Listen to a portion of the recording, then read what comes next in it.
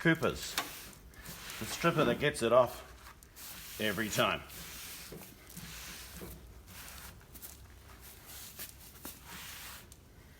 Pretty cool, eh?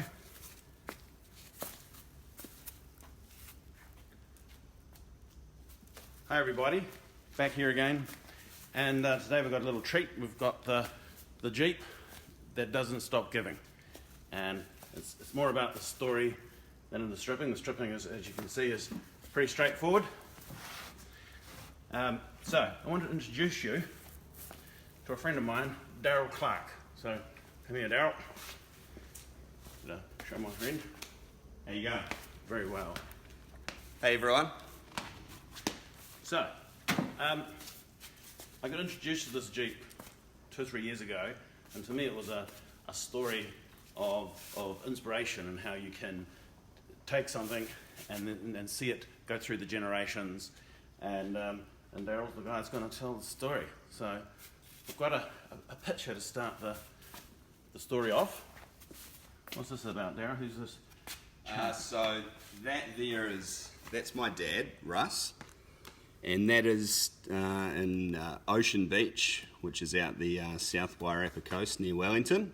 In 1962.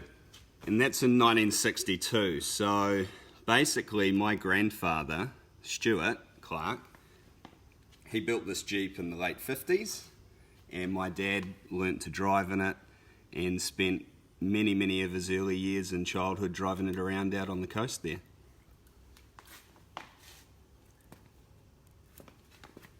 Okay, this is basically 30 years later. So I mentioned my granddad who built it, so that's my granddad there, and this is 30 years after he built it, and this is me, his grandson, driving it. So this is the second generation. So basically granddad built it in the 50s for my dad Russ, and then 30 years later it came back out of the shed and we stripped the paint there. We probably sanded it back then.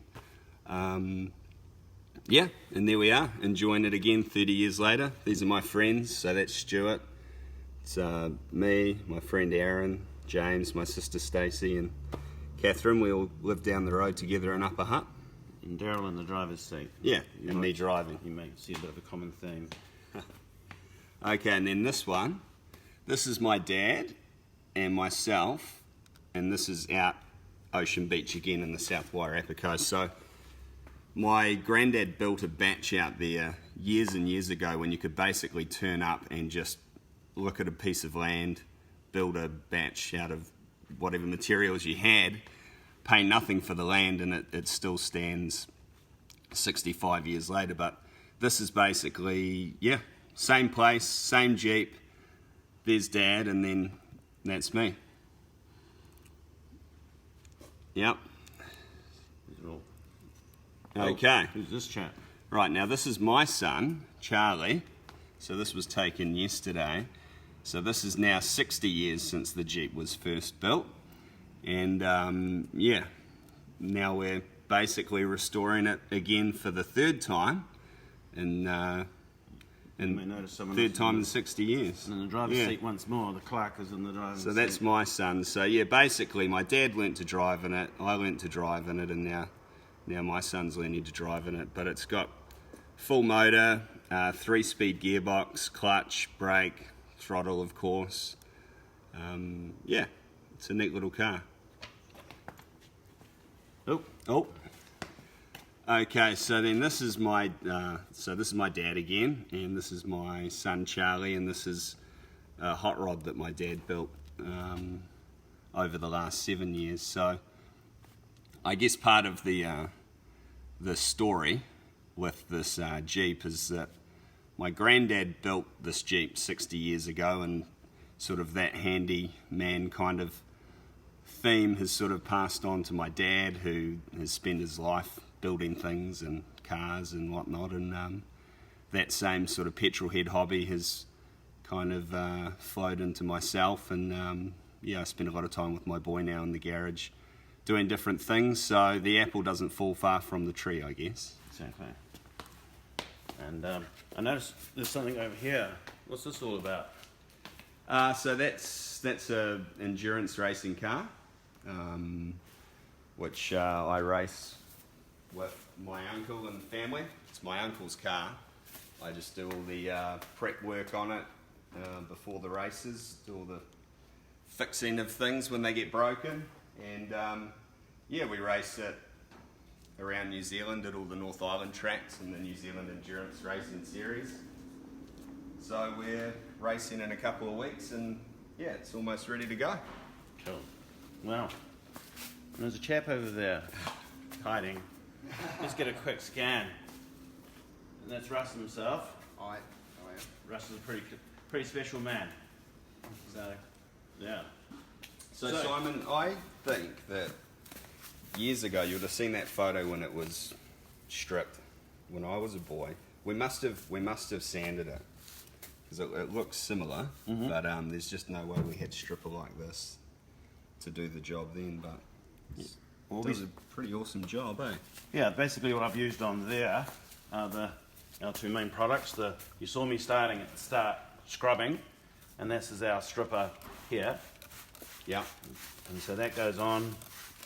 I'd pre-soaked it for about 10 minutes before the camera started rolling, and then I basically scrubbed it with one of our brass brushes, and you can see it's all clogged up, and then I used our blue rinse, the flusher, with another brush to rinse it all clean. So the red one dissolves, the blue one rinses, and that's that. Now this is the paint that's on this car, but it doesn't mean it's on every car, but there are no paints or varnishes that it won't take off, but they will just react slightly differently. So it'll take off any paint, any varnish of any surface. So this will be stripped throughout the day, and we're going to create a tutorial that'll go online at some point. So looks like green to me there, yeah? yeah, Yeah, so that army colour. so yeah, back in my day it was green. Use a cleaner brush. Yeah.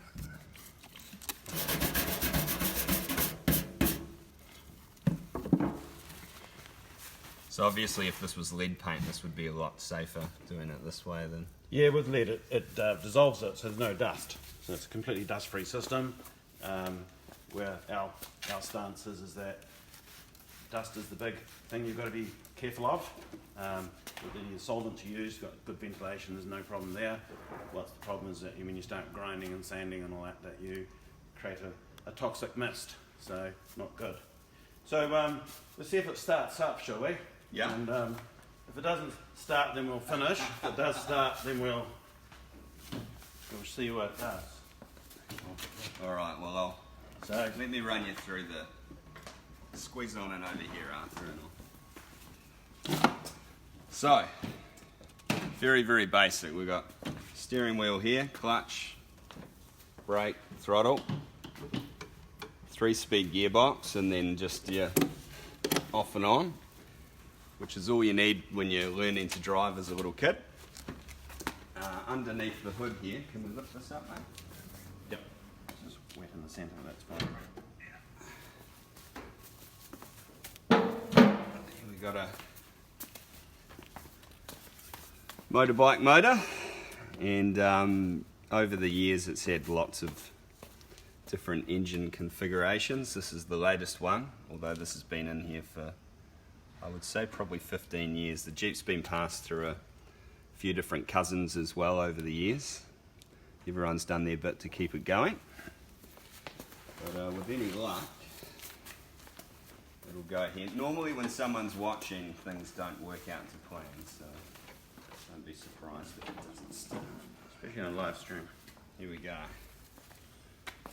Okay, you ready? Come on. Nope, that's not a good opener. So, get one more and then we might need some gas. Now while Daryl does that, these live streams, what we're really keen for people to do is to share it with anyone around the world. If you've got family, friends around the world, if you like what you're seeing, share. Where our products are available online, and we air freight them worldwide. So it's not just a New Zealand only game. So, ooh.